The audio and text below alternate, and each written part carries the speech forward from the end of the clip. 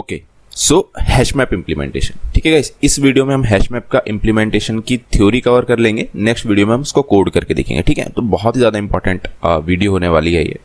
चलो, सो hash map I hope आपको पता होगा, इस वीडियो पे आ रहे हो तो। नहीं पता होगा अगर तो फिर भी देख लो। सो हैश मैप में क्या कर रहे होते हैं हम, किसी पर्टिकुलर की के करस्पॉन्डिंग कोई एक वैल्यू को मैप कर रखे होते हैं, है ना। सो हमारी की कुछ भी हो सकती है और हमारी वैल्यू कुछ भी हो सकती है। कुछ भी का मतलब कि कुछ भी हो सकती है, इंटीजर हो सकती है, कैरेक्टर हो सकती है, स्ट्रिंग हो सकती है, ऑब्जेक्ट हो सकती है, और हमारी वैल्यू भी कुछ भी हो सकती है। स्ट्रिंग हो सकती है, कैरेक्टर, ऑब्जेक्ट, इंटीजर, कुछ भी हो सकती है ना। सो कुछ ऐसी मैपिंग करनी होती है हमको, है ना। सो डेट कांस्टेंट टाइम ले क्या क्या फंक्शन होते हैं हमारे हैश मैप में। हम इंसर्ट कर पाते हैं कोई भी की वैल्यू पेयर, है ना, कांस्टेंट टाइम में। हम डिलीट कर पाते हैं, हम चेक कर पाते हैं कि वो पड़ी हुई है कोई की वैल्यू पेयर है नहीं। सारे काम बहुत सारे हम कांस्टेंट टाइम में कर पाते हैं। ठीक है, तो ये हमें इम्प्लीमेंट करना है। ठीक है, ये हमें इम्प्लीमेंट करना है जावा का, या फिर आप कोई भी लैंग्वेज यूज़ कर रहे हो, शायद C++ में अनऑर्डर मैप कहते हैं इसको, या कुछ ऐसे ही कहते होंगे। सो जावा का इनबिल्ट तो आपको यूज़ करना आता है यूटिल से, है ना। अपना खुद का बनाते हैं ना, अपना खुद का बनाते हैं, तभी तो फील आएगी, है ना, तभी तो फील आएगी।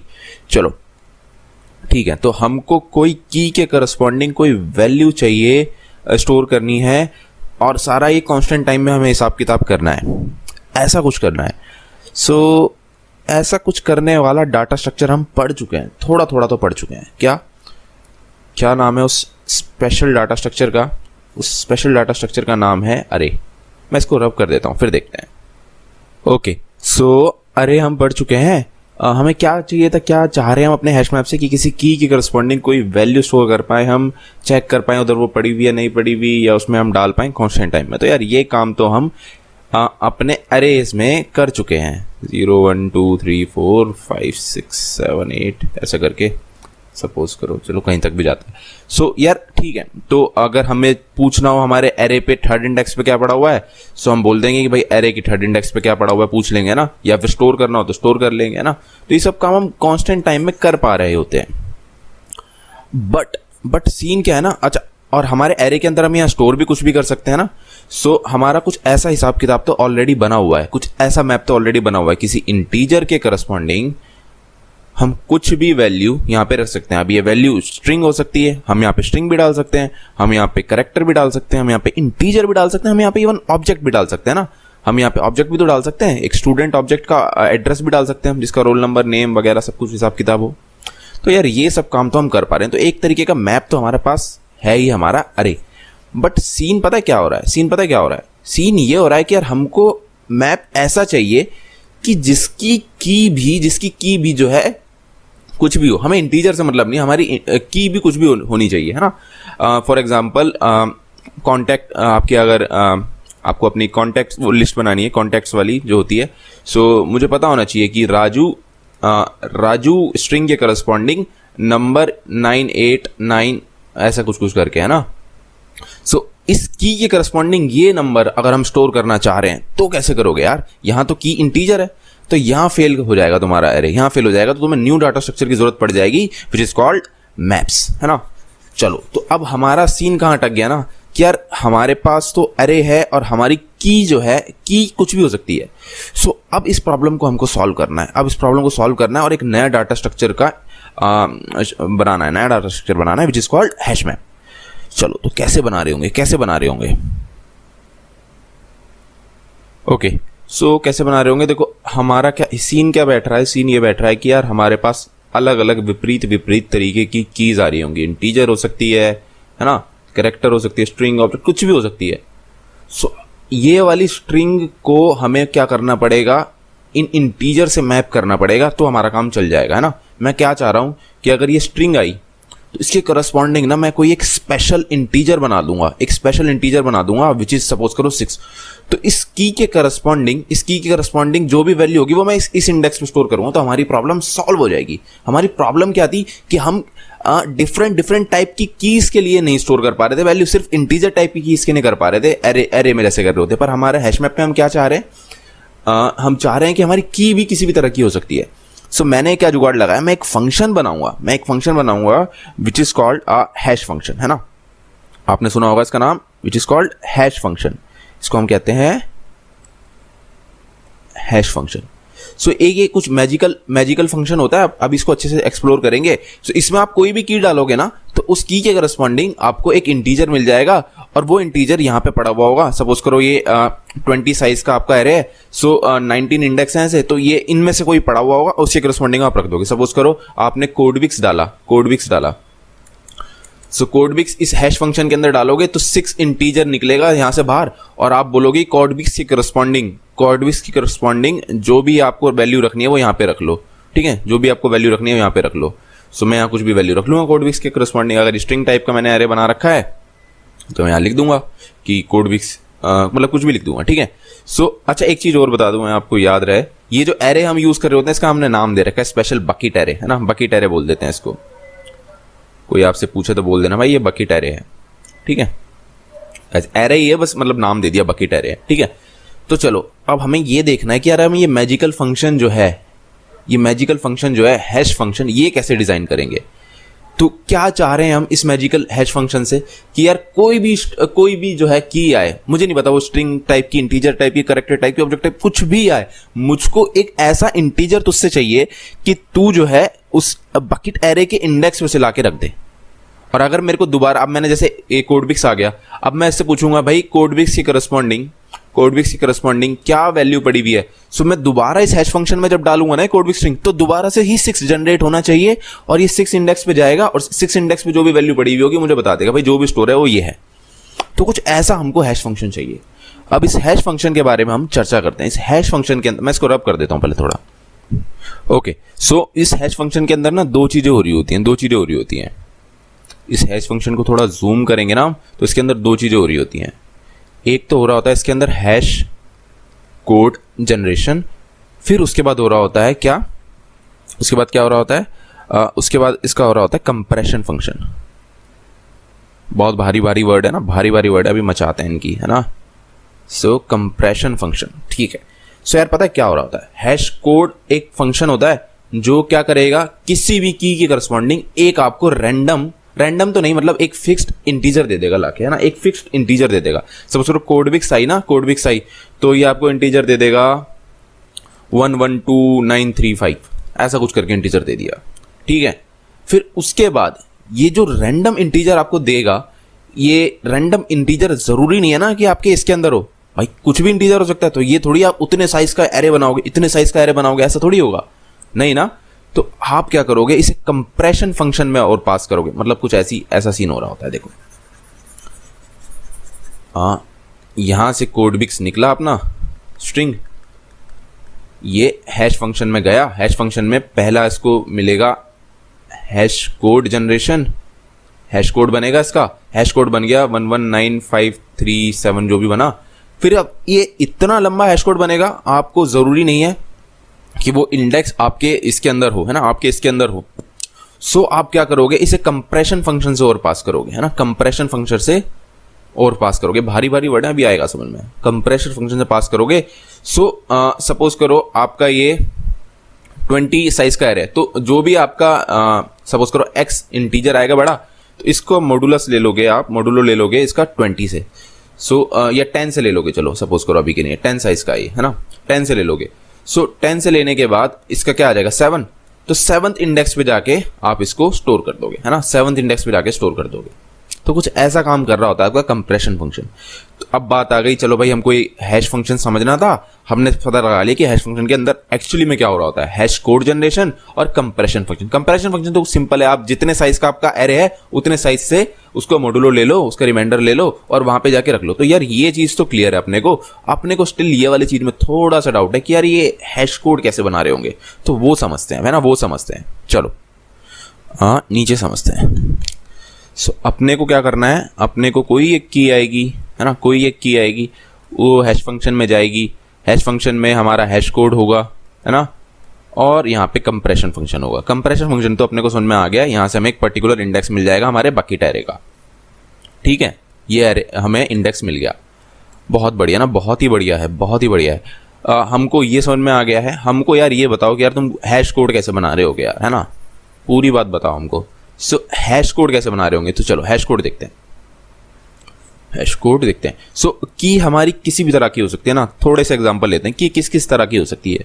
की इंटीजर हो सकती है, की कैरेक्टर हो सकती है, की स्ट्रिंग हो सकती है ना, की कोई क्लास हो सकती है, किसी क्लास का ऑब्जेक्ट हो सकती है, मतलब समझ रहे हो, क्लास हो सकती है कोई, है ना, कुछ भी हो सकती है, हमें क्या पता।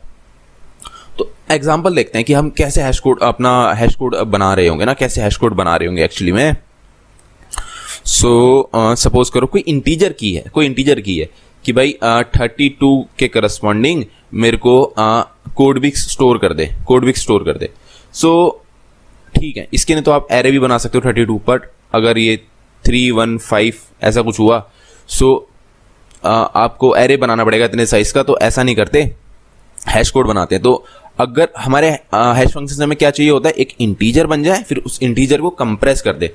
तो अगर हमारी की जो है ऑलरेडी इंटीजर टाइप की है, मतलब हमें अलग अलग तरीके से देखो हमारा हैश कोड जो है डिफाइन करना पड़ेगा, की देखनी पड़ेगी, इससे की पूछनी पड़ेगी तो कौन से टाइप की है। अगर तू इंटीजर टाइप की है तो मैं ये वाले तरीके से तेरे को हैश कोड बनाऊंगा। अगर तू कैरेक्टर टाइप किया तो मैं इस वाले तरीके से तेरे को बनाऊंगा। अगर तू स्ट्रिंग टाइप किया तो मैं इस वाले तरीके से तेरा हैश कोड बनाऊंगा। अगर तू ऑब्जेक्ट टाइप किया तो मैं इस वाले तरीके से हैश कोड बनाऊंगा। तो हम ये सारी तरीके की जितनी हो सकती हैं उतनी कोशिश करते हैं इसमें डिस्कस करने की। तो हम अपने हैश फंक्शन से क्या चाह रहे होते हैं, हम ये चाह रहे होते हैं कि भाई तू एक इंटीजर बना दे, उस इंटीजर को हम कंप्रेस कर देंगे सो दैट हमारा जो एरे है उसके अंदर ही अंदर लाई करे सारा डिस्ट्रीब्यूशन। ठीक है, तो ठीक है भाई, बहुत बढ़िया। तो अगर इंटीजर ही हमारी की है तो यार हमको हैश कोड बनाने की क्या जरूरत है, उसी को ही हैश कोड ले लो और फिर उसे कंप्रेशन फंक्शन में पास करके मॉडुलस ले लो, जितने भी साइज का आपका मॉडुलर ले लो, जितने भी साइज का आपका एरे है, और आपको उसका पर्टिकुलर जो है इंडेक्स मिल जाएगा। ठीक है, सो इंटीजर के केस में तो अपना हिसाब किताब बहुत है आसान। कैरेक्टर के केस में क्या कर सकते हैं आप, कैरेक्टर है सपोज करो कैपिटल ए, सो कैरेक्टर के केस में भी आसान है, उसको एस्काई वैल्यू से आप ट्रीट कर दो, है ना। कैरेक्टर में एस्काई वैल्यू क्या होगी, 65 होती है शायद, है ना। तो 65 के करस्पॉन्डिंग जो की है, अगर आपको 20 साइज का ही है तो 20 से मॉडुलस ले लो कंप्रेशन फंक्शन में। तो ये भी आसान है, ये भी आसान है, ये भी आसान है। बात थोड़ी मजेदार आ जाती है स्ट्रिंग से। स्ट्रिंग में आप कैसे कंप्रेस करोगे, है ना, स्ट्रिंग का आप हैश कोड कैसे बनाओगे।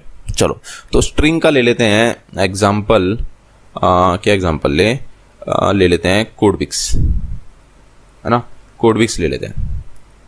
सो यार एक तरीका क्या है इसका, हैश कोड बनाना हमको, हैश कोड। सो हैश कोड बनाना है तो एक तरीका इसका सबसे पहले स्टूडेंट्स के माइंड में शायद आ सकता है कि यार मेरे को इसके इस स्ट्रिंग के करस्पॉन्डिंग एक ऐसा इंटीजर बनाना है जो कि यूनिक हो इस स्ट्रिंग के लिए। तो पहला थॉट जो आता है स्टूडेंट के माइंड में कि यार सी का जो एस्काई वैल्यू है वो लिख दो, है ना, ओ की जो एस्काई वैल्यू है वो लिख दो, ऐसे सब की एस्काई वैल्यू का सम ले लो, सारी एस्काई वैल्यू का सम ले लोगे, एक इंटीजर आ जाएगा, वही उसका हैश कोड होगा, बट नहीं, ये वाला तरीका थोड़ा सा गलत है। क्यों कह रहा हूं मैं, इसके करस्पॉन्डिंग तुमको एक हैश कोड मिल जाएगा। सपोज करो इसके करस्पॉन्डिंग मिल गया, आपका जो है इनपुट कुछ ऐसा हुआ, है ना, आपका इनपुट कुछ ऐसा हुआ, ये BCODEIX, इसके करस्पॉन्डिंग भी जो एस्काई वैल्यूज का सम है वो सेम रहेगा, क्योंकि कैरेक्टर सेम है। मतलब क्या कह रहा हूं मैं, अगर आप आगे पीछे डिफरेंट परम्यूटेशंस ले लो किसी स्ट्रिंग के, तो उन सब के करस्पॉन्डिंग एस्काई वैल्यूज का सम जो है वो सेम आएगा।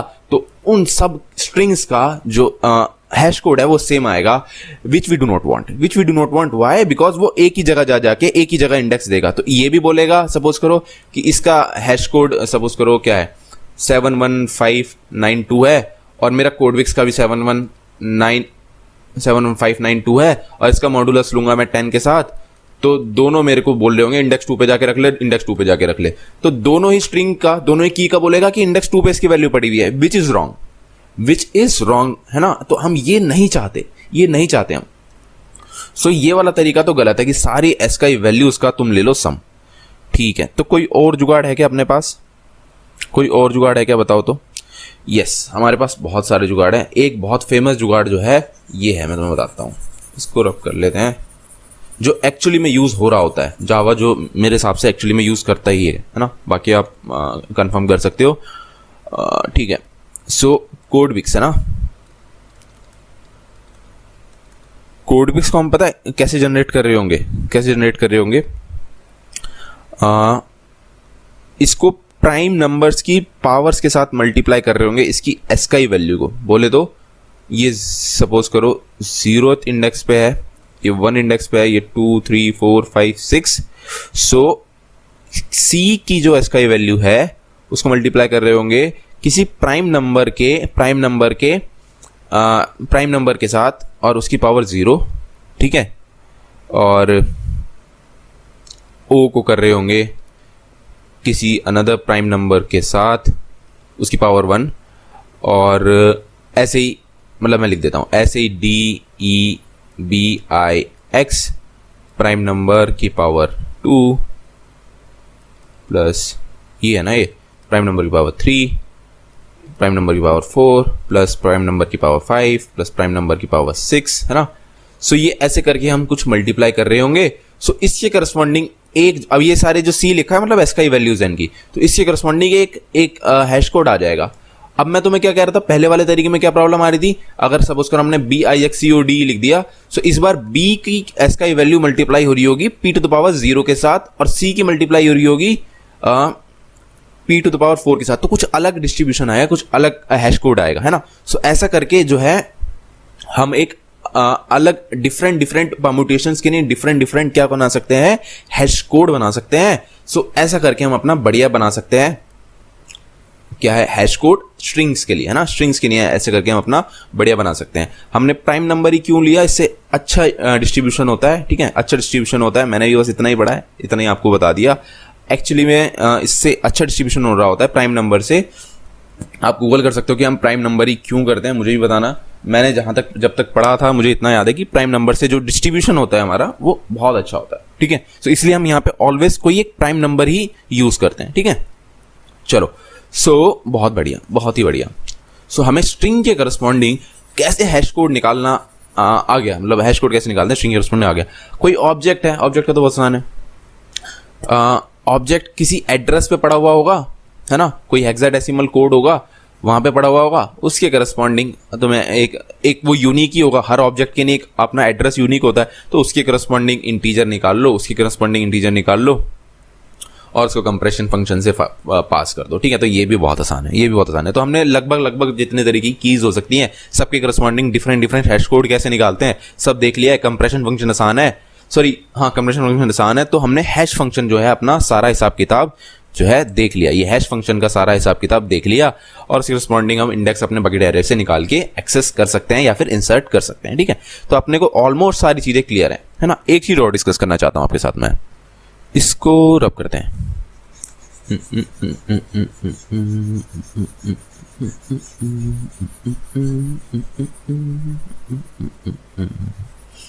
चलो, सो बहुत बढ़िया। चलो,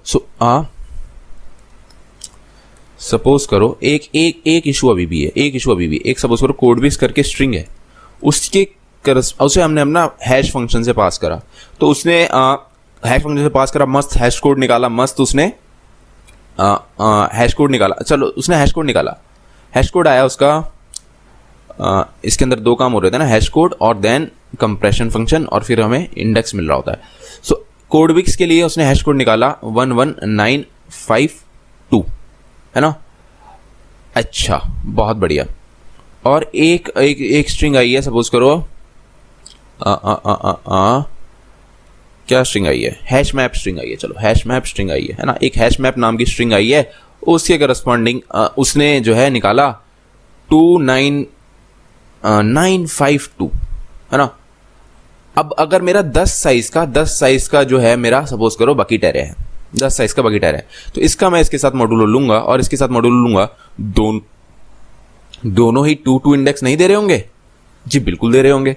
सो क्या मेरे को दोनों को ही यहां पे जाके रख देना चाहिए, यहां जाके रख देना चाहिए?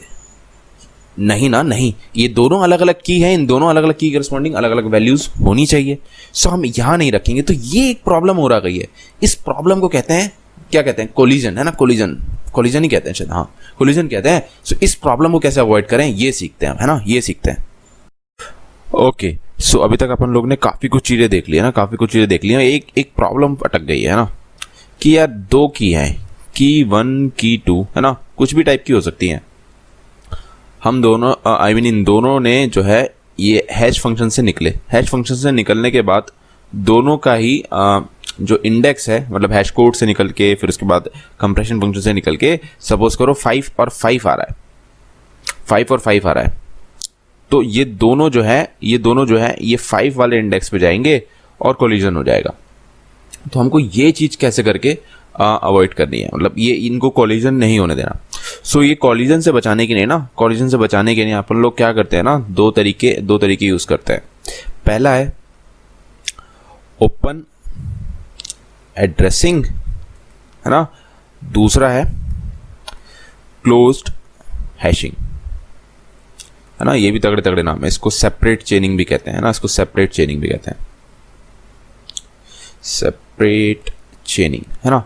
सो तो ये 2 तरीके हैं जिसको यूज करके हम ये कोलिजन को ना अवॉइड कर सकते हैं। चलो तो एक एक करके देखते हैं। सो पहले जो है हम देखते हैं ये open addressing. Okay so open addressing, है ना, ये देखते हैं, इसको और नीचे ले आते हैं। ठीक है भाई, ओपन एड्रेसिंग का यूज करके हम अपना कोलिजन कैसे अवॉइड कर सकते हैं। तो ये सपोज करो अपना बकेट एरे था बढ़िया सा, इस इंडेक्स पे या जो भी इंडेक्स है यहाँ पे ये की 1 जो है यहाँ पे आगे गिर रही थी और ये की 2 जो है ये भी यहीं आगे गिर रही थी, है ना। तो ये कोलिजन हो रहा था। ओपन एड्रेसिंग देखो क्या होता है। सो सीन क्या बैठ रहा होता है कि हमने हमारी की जो है हैश फंक्शन में, ये हमारा हैश फंक्शन है, इसमें हमने अपनी की पास करी तो हमको क्या मिल गया, एक इंडेक्स मिल गया, है ना, एक इंडेक्स मिल गया और हमने वहां जाके इसको रख दिया। ऐसे ही कुछ हो रहा होता है। अब इसको हम इंप्रूव कर सकते हैं, अब इसको कैसे इंप्रूव करेंगे, बजाय सीधा हैश फंक्शन से जो हमें की मिलती, जो इंडेक्स मिलता है वो नहीं लेंगे, एक नया फंक्शन बनाएंगे विच इज सपोज करो h डैश एथ आई एथ, मतलब आई के उससे वेरी करता है। तो इस पे जो की मिलेगी ना वो वही की होगी, वही इंडेक्स होगा जो हमें हैश फंक्शन से मिलता था, प्लस एक फंक्शन यहाँ पे और ऐड कर देंगे, जो वेरी कर रहा है इस ith अटेम्प्ट पे, है ना, ये कंफ्यूज मत हो जाना, ये इंडेक्स है और ये ith अटेम्प्ट है, मतलब बोले तो क्या, ये की 1 हमने डाली, तो 0th अटेम्प्ट पे की 1 इस इंडेक्स पे जानी चाहिए। पर जो की 2 डाली इसका भी अगर यही इंडेक्स आया तो उसको हमें यहां नहीं डालना, कहीं और डालना है, हो सकता है यहां कहीं और, पर यहां नहीं डालना। तो ये वाला कौन सा अटेम्प्ट हो गया की 2 का, इस वाले इंडेक्स पे आने का सेकंड अटेम्प्ट हो गया ना, फर्स्ट अटेम्प्ट में की 1 यहाँ पे आ गई, सेकंड अटेम्प्ट में यहाँ पे आ गई। सपोज करो की 3 भी थी, उसका भी मन करा हैश फंक्शन से पास करने के बाद वो भी यहीं पे आ गई, है ना, हो सकता है ऐसा, ऑफ कोर्स हो सकता है। कंप्रेशन फंक्शन ही था ना, यहाँ कंप्रेशन फंक्शन से मॉडुलो लेने के बाद यहाँ पे आ जाए। तो हमको ये अटेम्प्ट हो गया, इसका पहला अटेम्प्ट हो गया, पहले अटेम्प्ट में तो हम इसको यहीं रख देंगे। जो की 2 आई, K2 उसको कहीं और रखेंगे, अभी देखेंगे कहाँ रखेंगे, वो डिसाइड करेगा ये वाला फंक्शन। ये तो ऑलवेज आई देगा, ये वाला इंडेक्स देगा, बट इसमें हम ये ith अटेम्प्ट पे, इंडेक्स लिख देता हूँ यहाँ पे, कंफ्यूज ना हो आप, ith अटेम्प्ट पे इसको वेरी करेंगे। तो ये सारी बात आ गई ये वाला फंक्शन जानने की, कि ये फंक्शन कैसे डिजाइन करें। तो यही होती है ओपन एड्रेसिंग। तो ये फंक्शन जो है कई तरह का हो सकता है। तो सबसे पहला आइडियल कंडीशन क्या होती है कि अगर फर्स्ट अटेम्प्ट है या 0th अटेम्प्ट है, सो इट शुड बी 0, है ना, 0 होना चाहिए। मतलब क्या, अगर की 1 जो है पहली बार आ रही है यहाँ पे, सो ये इसकी वैल्यू 0 होनी चाहिए, जो इंडेक्स इसको यहाँ से मिलेगा वही हमारा आंसर होना चाहिए। मतलब यहाँ पे 0 होना चाहिए, h of 0 k, it should be this, ठीक है। सो ये चीज तो हमको पता होनी चाहिए कि मतलब ये जो हम फंक्शन बनाएंगे वो जो फर्स्ट अटेम्प्ट होगा वो 0 होना चाहिए, यहाँ पे इसकी वैल्यू 0 होनी चाहिए, जो हमें हैश फंक्शन से इंडेक्स मिला है वहीं पे इसको जाके अपने को रखना है, ठीक है। सो अब देखते हैं जो हमारी ये ओपन एड्रेसिंग है कितनी तरीके की हो सकती है। एक्चुअली में बहुत तरीके की हो सकती है, मैं थोड़ी सी आपके साथ डिस्कस करता हूँ। एक होती है लीनियर प्रोबिंग। लीनियर प्रोबिंग में क्या कर देते हैं, हम इस एफ ऑफ आई को आई से रिप्लेस कर देते हैं। तो देखो आई की वैल्यू 0 है, आई की वैल्यू 0 है, आई मीन पहला अटेम्प्ट है, तो की 1 की जो वैल्यू होगी हम यहाँ रखेंगे। की 2 आई, उसने भी बोला मैं आई पे रहूंगी, है ना, आई पे रहूंगी। सो मैं क्या बोलूंगा कि तेरा फर्स्ट अटेम्प्ट है ना, पहले 0 अटेम्प्ट था, अब आई की वैल्यू तेरी 1 है, तो एक जस्ट आगे रख तू अपनी वैल्यू। तो की 2 को बोलूंगा मैं, तू यहाँ रख, यहाँ पे भी खाली नहीं है तो फिर यहाँ रख, है ना, ऐसे करके एक एक करके बढ़ाएंगे, है ना। की 3 आई तो ऐसे एक एक करके बढ़ाएंगे, ठीक है। सो ये हो गया लीनियर प्रोबिंग। एक और बना लो, चलो एक और बना लो, आप कितनी भी बना सकते हो। क्वाड्रेटिक प्रोबिंग, इसमें हम कह देंगे एफ आई जो है हमारा is equal to I square, है ना। तो जब 0 अटेम्प्ट होगा तो आप यहीं पे आएगा। जब की 2 दोबारा यहाँ पे आने की कोशिश करेगी तो इसको 2 का स्क्वायर यानी 4 स्टेप आगे कहीं जाके रख देंगे। थर्ड की आएगी तो 3 का स्क्वायर जाके आगे रख देंगे, है ना। कुछ ऐसे करके कर रहे होंगे। तो इस क्वाड्रेटिक प्रोबिंग का ये फायदा हो जाता है कि सपोज करो आपका जो हैश फंक्शन है वो किसी पर्टिकुलर एरिया में बार बार आपके इंडेक्स को घेर रहा है, तो आप उस एरिया से जल्दी जल्दी निकल पाओगे। लीनियरली तो धीरे धीरे निकलोगे, और क्वाड्रेटिक में थोड़ा स्क्वायर हो रखा है, एक्सपोनेंशियल हो रखा है, क्वाड्रेटिक हो रखा है, मीन तो आप जल्दी जल्दी निकलोगे। तो ये क्वाड्रेटिक प्रोबिंग हो गई। आप क्यूबिक प्रोबिंग कुछ भी बना लो, है ना। तो ये ओपन एड्रेसिंग्स होती हैं, ठीक है। एक और मैं आपको बता देता हूं, वो भी बहुत फेमस है, which is called double hashing, है ना। एक होती है डबल हैशिंग। सो डबल हैशिंग में अपन लोग क्या करते हैं ना, एफ ऑफ आई को रिप्लेस कर देते हैं आई क्रॉस एक नया कोई अलग हैश फंक्शन है, कुछ और एक नया हैश फंक्शन बना लेंगे और इधर यहाँ पे की डाल देंगे, है ना। कोई एक नया हैश फंक्शन बना देंगे और यहाँ पे की डाल देंगे, ठीक है भाई। तो यहाँ पे की डाल दोगे तो तुम, हो सकता है कि एक हैश फंक्शन से जो आपको इंडेक्स मिल रहा है, दूसरे हैश फंक्शन जो आपने बनाया और डिफरेंट, उससे कोई और इंडेक्स मिले, ठीक है। तो ये जितने जितने आप हैश फंक्शन इसमें डाले जाओगे डिफरेंट, तो आपको एक नया नया इंडेक्स मिलेगा। तो ये डबल हैशिंग होती है, ठीक है। तो ये बहुत सारे होते हैं। तो ओपन एड्रेसिंग कुछ ऐसी होती है। अब नेक्स्ट देखते हैं अपन लोग कि वो क्या होती है, क्लोज्ड हैशिंग, है ना। क्लोज्ड हैशिंग क्या होती है, सो इसको रब कर देते हैं एक सेकेंड। ओके, क्लोज्ड हैशिंग पढ़ते हैं, ठीक है भाई। सो क्लोज्ड हैशिंग, इसको हम सेपरेट चेनिंग भी कहते हैं, ठीक है। सो इससे भी हम अपना कोलिजन अवॉइड कर सकते हैं। तो क्या कोलिजन क्या था कि अपना बकेट एरे था, 2 की थी या 2 से ज़्यादा भी हो सकती हैं, दोनों सेम इंडेक्स पे आना चाह रही थी। तो ये यहाँ पे आना चाह रही थी और ये भी यहाँ पे आना चाह रही थी। तो ओपन एड्रेसिंग में हमने क्या कहा कि अगर एक की उस एड्रेस पे, आई मीन उस इंडेक्स पे आ गई, तो दूसरी वाले को बोलो भाई कहीं और जाके देख अपना हिसाब किताब। बट क्लोज हैशिंग या सेपरेट चेनिंग में हम ऐसा नहीं करते।